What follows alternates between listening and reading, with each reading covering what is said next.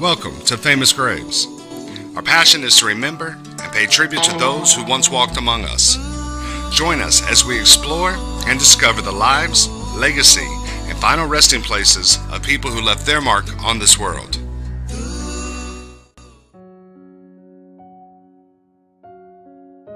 Today on Famous Graves, we visit Memorial Cemetery, located in Lake City, Florida, and pay tribute to Kimberly Dianne Leach.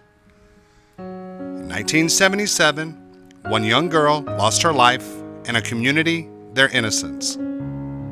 Today, we pay tribute to one special life and a community that has learned through loss, resilience and strength can arise.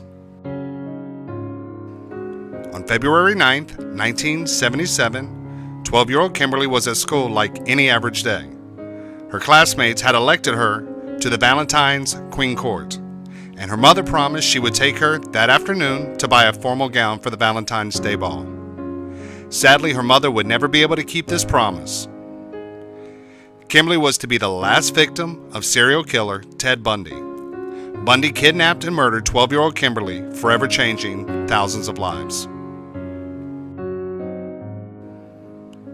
Sadly, the young body of Kimberly was discovered April 17, 1977, under a collapsed hog pen in a Florida state park. Bundy murdered nearly 36 women. Kimberly was his youngest and final victim. Kimberly's death came less than a month after the murder of 2 Florida State College Chi Omega sorority members. Bundy later was arrested and faced murder charges for all 3 murdered girls in Florida and was found guilty and sentenced to death by electrocution, ending his trail of terror once and for all. On January 24, 1989, Bundy was put to death by the state of Florida. Kimberly Leach was a life certainly cut short by a monster, but through her death, so many have learned so much.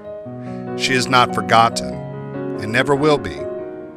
Her grave is visited by the community frequently. Today, we remember and pay tribute to a life cut short, but forever will live on in people's hearts and minds. Today, we remember the life and legacy of Kimberly Dianne Leach.